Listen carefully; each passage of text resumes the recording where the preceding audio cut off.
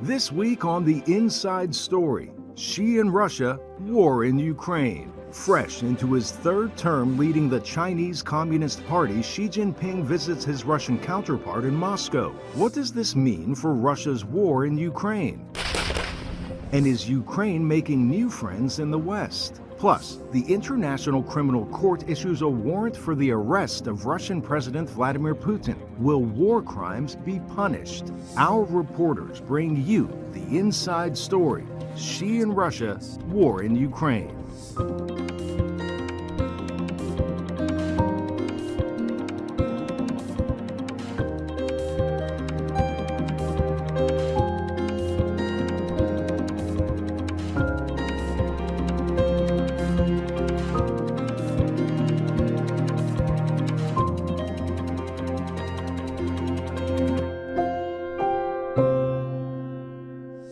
Hi, I'm Elizabeth Lee in Washington, D.C. This week, Ukraine dominated the international news cycle. In Moscow, the leaders of Russia and China met to present a peace plan for Ukraine and display the strengthening alliance between the two nations. Leaders in the U.S. and Europe are openly skeptical of China's role as a neutral mediator and are promising more ammunition and money to Ukrainian fighters. Talks between Russian President Vladimir Putin and Chinese President Xi Jinping focused on Beijing's plan to end the war as Moscow's offensive stalls around the contested city of Bakhmut. Because Russia's war in Ukraine has dragged on for more than a year, a peace plan put forward by an ally could allow the Russian president a way out of the war.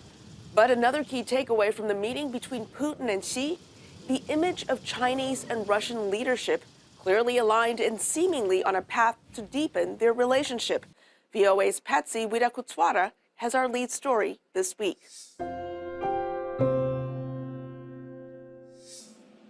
In Moscow, a red carpet treatment and state dinner hosted by Russian President Vladimir Putin for Chinese leader Xi Jinping. As permanent members of the UN Security Council, China and Russia will continue to work with the international community to firmly safeguard the basic norms of international relations based on the purposes and principles of the UN Charter. Xi called for a diplomatic solution in Ukraine that Putin says he supports. We believe that many points of Chinese peace plan are in sync with Russian approach and could form a basis for a peaceful settlement when the West and Kiev are ready for it. However, we are not seeing any such readiness on their part. The White House rejected Putin's claims. We haven't seen anything that they've said, they put forward, that gives us hope that this war is going to end anytime soon. Before the Putin-Xi meeting, the U.S. warned against a Chinese-brokered ceasefire, saying it would ratify Russia's gains in Ukraine. John Kirby said the U.S. would only support Beijing-brokered talks if President Volodymyr Zelensky believed they would lead to a just peace. For the Ukrainian leader, that means no concessions on territory annexed by Putin. I doubt that the Russians would agree to that condition. They've already rejected it as something that they don't regard as any kind of a starting point for negotiations. Zelensky met Tuesday with Fumio Kishida. The Japanese Prime Minister was the latest leader in the Western alliance to make a surprise visit to Kyiv. Given Japan's strength, its leadership in Asia in defending peace and the rules-based international order, and Japan's responsibility as the G7 chair, our talks today can truly yield a global result. After his meeting with Putin, a call between Xi and Zelensky may also take place, but it has not been confirmed. Patsy Widakuswara, VOA News, Washington. Ukrainian authorities have called for a war crimes investigation after a video surfaced on social media that appeared to show Russian soldiers killing a Ukrainian prisoner of war. But how would this alleged crime be prosecuted? Alexei Kovalenko tried to find out. On March 6th, a graphic video appeared in social networks that seems to portray Russian forces killing an unarmed prisoner of war wearing a Ukrainian military uniform after he says quietly, "Slava Ukraini," glory to Ukraine. Ukrainian authorities are urging the International Criminal Court, or ICC, to investigate. Later, Andriy Kostin, Ukraine's prosecutor general, said an investigation was launched by Ukraine regarding the killing of an unarmed POW. Ukraine's armed forces say the man who appeared to be executed was sniper Oleksandr Matseyevsky. U.S. experts believe the video could serve as proof of a war crime committed by Russian forces in Ukraine. Clearly suggestive evidence of a war crime being committed, and clearly this film will make its way into the investigations underway not only by the International Criminal Court, but also by Ukrainian courts that will look at this crime, determine which military units were in that area at that time, who commanded them. British lawyer Wayne Jordash, head of the Mobile Justice Teams, a collective of international investigators supporting Ukraine's Office of the Prosecutor General, says the courts must determine whether the war crimes allegedly being committed can be legally classified as genocide. It is almost certainly a crime against humanity. The only question that remains is whether it was genocidal, and that is going to take a bit of time to assess. Professor Jennifer Trahan with NYU's Center for Global Affairs believes the video of the killing is yet another reminder of why an international tribunal is needed to investigate Russia's war crimes in Ukraine. If we didn't have the aggression, we would have none of the crimes against humanity and war crimes. We wouldn't have the crimes in this horrific video, and we would have none of the killing and the harm. So it is a reminder why we need this tribunal. Experts may disagree about how the war crimes being committed should be investigated and prosecuted. Evidence like the execution video leaves little doubt that some kind of international investigation is called for. For Alexei Kovalenko, Arash Arabasadi, VOA News, Washington.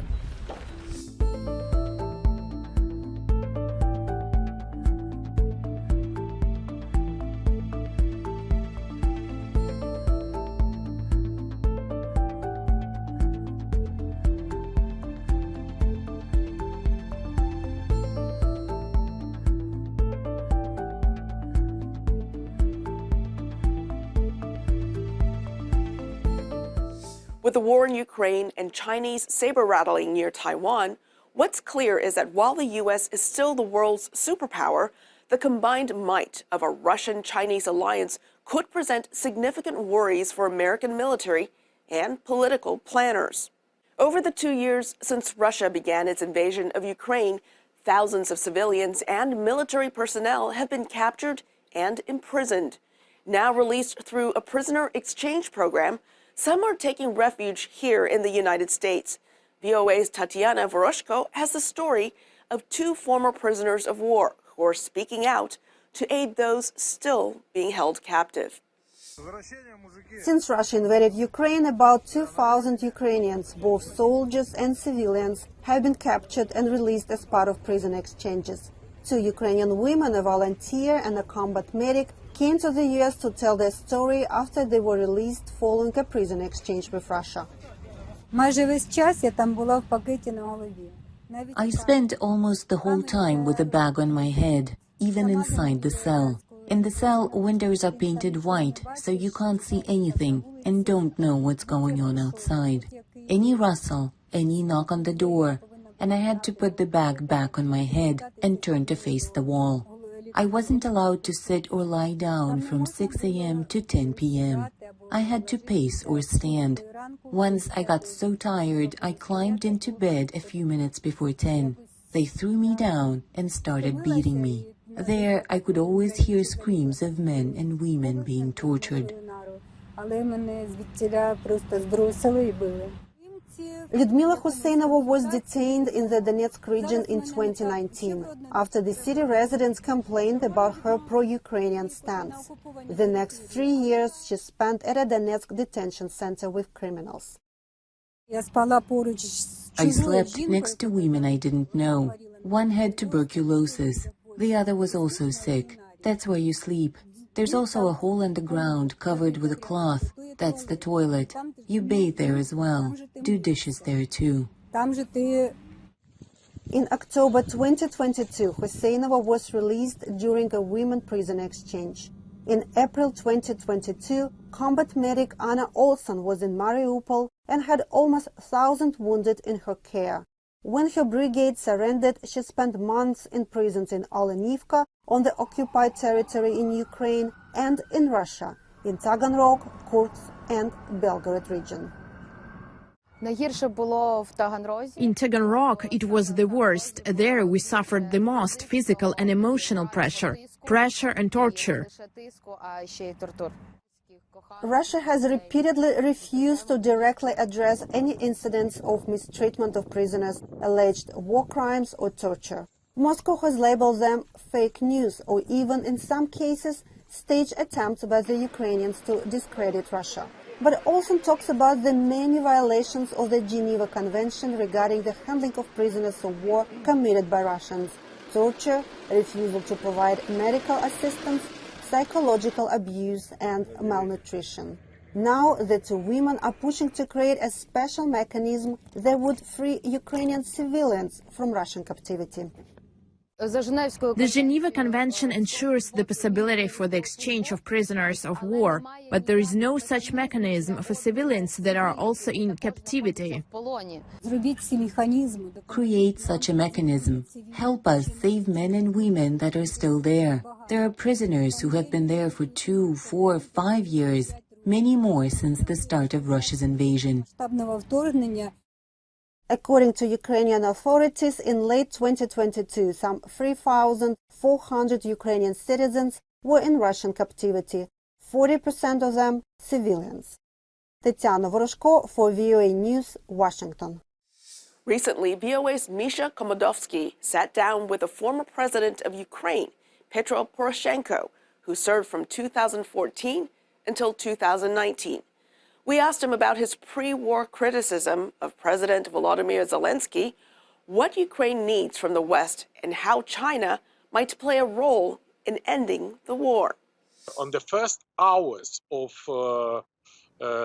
full-size invasion, I called to President Zelensky and asked for an urgent meeting. And my message was, I am not, since this moment, I am not the leader of opposition anymore, and you are not anymore my opponent. And if we're talking what is the great achievement since the 24th of February, great achievement is a unity. And I think that unity is together with the weapons, together with the sanction, together with the justice against Putin, together with the financial support, and together with the future membership of Ukraine in NATO. At the moment of our victory, the unity and global solidarity and global partnership is the key factor for that. And now, the global unity, global solidarity with Ukraine, and total and complete isolation of Russia. This is also the key factor for the sustainable security situation on the continent, is a key factor for our victory, is a key factor for our peace. And I'm proud that me and my team create the armed forces of Ukraine, and definitely now we have proved that this is one of the best, or maybe, or probably the best in the world. We, in the year 2014, win the battle for creating the armed forces. Today, my conclusion from the long years experience for negotiation with Russia is 3 points. Point number 1 is don't trust Putin. Point number 2, please do not be afraid of Putin. And this is the fact which Ukraine, me, armed forces of Ukraine demonstrate since year 2014, because Putin understands only one language, and this language is a language of strength. And point number 3, we have already a brilliant negotiator, very efficient. We have a great negotiation while Putin tried to encircle Kiev, while he fought for Kharkiv region, during the operation in Kherson. The best diplomat, best negotiator is armed forces of Ukraine, with the support of our partners, including our global leading role of the United States administration with the leadership of the President Biden, United States Congress, and very important, United States people. Many of my team, many of my close friends now is in Bakhmut. And this is direct message I want to deliver to you from them. have a lack of ammunition. And any delay of ammunition supply, any delay of the armed personnel carrier, air defense, long-range artillery, a long-range missile, any suspend would not affect it only on the April counter-offensive operation, but this is the fact which Ukraine pay very high price in Bakhmut on the whole front line. Everybody should understand that the key from the peace, definitely not in Washington, not in Kiev, and even not in Beijing. The key from the peace is in the hands of Putin and Moscow. The role of China can be absolutely decisive. And if we have an opportunity to use the Chinese factor, we definitely need to do that as soon as possible. We, at the same time, shouldn't allow any attempt to supply weapons to the military criminal, to Mr. Putin. And with this situation, I think that the document which Chinese present is not a peace plan, actually. This is the 12 points. This is the call for the process. And I am definitely recommend that China should be involved in the process. It is vital that the President Xi visit Kiev, visit Ukraine. And that would have a great, not only symbolic, but efficient importance. It would be extremely efficient if meeting with the Ukrainian president taking place. And I think let's together motivate China to follow this way. Moldova is a country divided over concerns pertaining to freedom of speech and national security. Government officials there, aware of the use of propaganda in the war between Russia and Ukraine, are looking to halt efforts by the Kremlin to do the same in their nation. VOA's Ricardo Marquina has the details. Moldovan President Maia Sandu takes on a serious tone as she addresses her nation. The government of this small country believes that Russia, a year after starting an expansionist war in Ukraine, has a plan to force a violent change in power here. The purpose of Russia's actions are to overthrow the constitutional order, change the legitimate government in Chisinau to an illegal one, which would put our country at the service of Russia. Moldovan society is deeply divided between Romanian speakers, historically linked to Romania and Europe, and Russian speakers who maintain strong ties to Moscow. This de facto 50-50 division is the perfect ground for Russian propaganda to promote the Kremlin's agenda here, much as it happened in Ukraine. The cameras are off at RTR Moldova, a channel based in Chisinau. The Moldovan government has withdrawn its broadcast license, along with 5 other Russian-language channels. The official justification is that these channels illegally broadcast programming produced in Russia, but the unspoken reason is different. They are accused of being the hand of the Kremlin in Moldova. Employees at the channel criticize that decision and say it leaves a large part of the population without content that is impossible to create in Moldova because of a lack of advertising revenue. The content from Russia that we broadcast is traditional for many Moldovan viewers. There are many people here who are Russian-speaking, and they really like these programs that are impossible to produce here. The closure of these channels has reopened the debate over freedom of expression during wartime. The authorities responsible for this blackout have been blunt in stating their reasons. Well, freedom of speech doesn't mean freedom to disinform. We looked at how certain TV stations reported before the war. Prior to the war, we noticed that a group of media stations prepared this attack on Ukraine. It was an informational preparation and justification for the aggression that was to come. Mikhail Serkeli is one of the best-known political news YouTubers in the country. In his opinion, the now suspended TV channels are Putin's loudspeakers in Moldova. Of course, you have to choose. There is a freedom of speech from one side, and from another side there is a security of the country, security of the nation. They are promoting the hatred against Ukraine.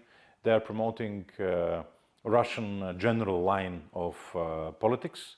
Others believe that the suspension of these Russian-speaking channels is an attack against press freedom.